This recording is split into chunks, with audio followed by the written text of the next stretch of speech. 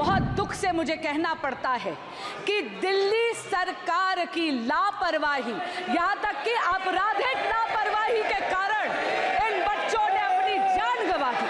कि गृह मंत्रालय से अनुरोध करती हूँ कि एक जांच समिति बनाई जाए जहां पर ये जो दिल्ली सरकार जो केवल प्रचार प्रसार और भ्रष्टाचार में लिप्त है, इसमें इंक्वायरी बिठाई जाए। दिल्ली की नालों की सफाई क्यों नहीं करी जाए? दिल्ली जल बोर्ड चरमराती हुई व्यवस्था में क्यों है? लगातार कोचिंग का मानक गाइडलाइन गवर्नमेंट के द्वारा नहीं होना, सुरक्षा की व्यवस्था नहीं होना, और एक घटना नहीं, अध्यक्ष महोदय एक मिनट, एक बार घटना नहीं घटी है, बार बार ये चर्चा आपके माध्यम से उठता है, आप इसको संरक्षित करते हैं। हम तो यूपी से अध्यक्ष जी देख रहे हैं, जहां इलीगल बिल्डिंग बनती है वहां बुलडोजर चलता है। क्या ये सरकार बुलडोजर चलाएगी कि नहीं चलाएगी? सुश्री बांसुरी स्वराज जो इनके इलाके का विषय है दिल्ली वाला, मैं बोल। बहुत धन्यवाद अध्यक्ष जी कि आपने मुझे इतना महत्वपूर्ण विषय सभा पटल पे रखने के लिए अनुमति दी है। एक बहुत ही हृदय विदारक घटना घटी है ओल्ड राजेंद्र नगर में, जहां पर नाले का पानी वो पूरा का पूरा बेसमेंट में, कोचिंग सेंटर के बेसमेंट में भर गया और पूरा का पूरा बेसमेंट जलमग्न होने के कारण 3 छात्रों ने अपनी जान गंवा दी। ये बच्चे तेलंगाना, उत्तर प्रदेश और केरल से आए थे। अध्यक्ष जी, ये दिल्ली में आईएएस एग्जामिनेशन की तैयारी करने के लिए आए थे, अपना भविष्य उज्जवल करने के लिए आए थे, लेकिन बहुत दुख से मुझे कहना पड़ता है कि दिल्ली सरकार की लापरवाही, यहाँ तक कि आपराधिक लापरवाही के कारण इन बच्चों ने अपनी जान गंवा दी। अध्यक्ष जी, the cause of death of these 3 students is the utter and absolute apathy of the Aam Aadmi Party ruling dispensation in Delhi. The criminal negligence of the ruling dispensation of the Aam Aadmi Party in Delhi has caused the death of these 3 students. एक दशक से आम आदमी party Delhi में सत्ता भोग रही है, लेकिन दिल्ली वासियों के लिए कोई काम नहीं कर रही।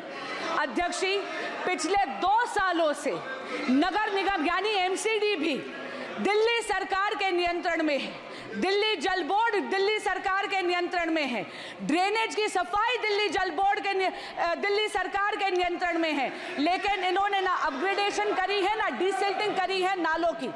एक बहुत इंपॉर्टेंट बात इसमें कहना चाहूंगी, ओल्ड राजेंद्र नगर में जो हुआ 22 जुलाई 24 जुलाई 2 दिन से लगातार वहां के स्थानीय विधायक, वहां के स्थानीय पार्षद, वहां के अधिकारियों को लगातार स्थानीय निवासी इसकी शिकायत कर रहे थे।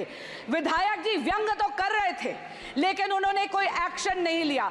मेरा आपसे निवेदन है कि गृह मंत्रालय से अनुरोध करती हूं कि एक जांच समिति बनाई जाए जहां पर ये जो दिल्ली सरकार जो केवल प्रचार प्रसार और भ्रष्टाचार में लिप्त है, इसमें इंक्वायरी बिठाई जाए। दिल्ली की नालों की सफाई क्यों नहीं करी जाए? दिल्ली जल बोर्ड चरमराती हुई व्यवस्था में क्यों है?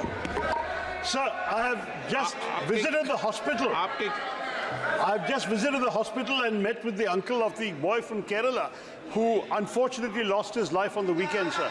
It's a shocking situation, and I have to say that when you have a brilliant student, all the dreams of serving the nation through taking the UPSC exam have been shattered, and the hopes of the family have been shattered, sir.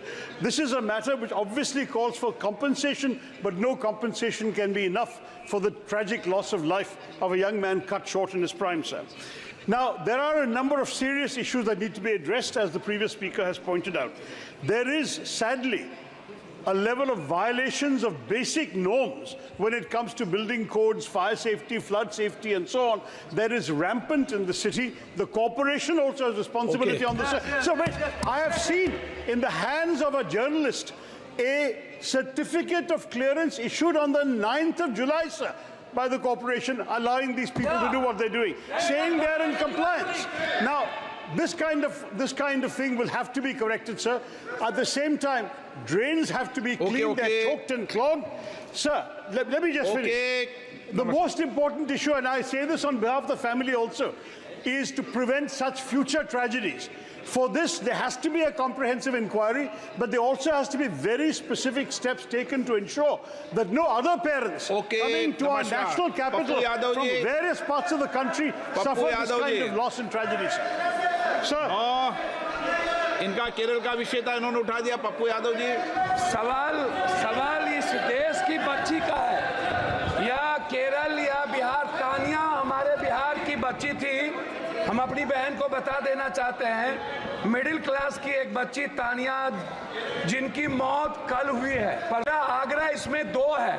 मैं ना BJP और आम आदमी party की आलोचना में, पूरे देश के बच्ची जो 60% बिहार के एसएससी यूपीएससी करने आते हैं या बाहर कोटा, लगातार हमारे कोचिंग, अध्यक्ष महोदय, लगातार कोचिंग का मानक गाइडलाइन गवर्नमेंट के द्वारा नहीं होना, सुरक्षा की व्यवस्था नहीं होना, और एक घटना नहीं, अध्यक्ष महोदय एक मिनट, एक बार घटना नहीं घटी है, बार बार ये चर्चा आपके माध्यम से उठता है, आप इसको संरक्षित करते हैं, लेकिन इस पर माननीय अध्यक्ष जी, ये बहुत ही दर्दनाक घटना है और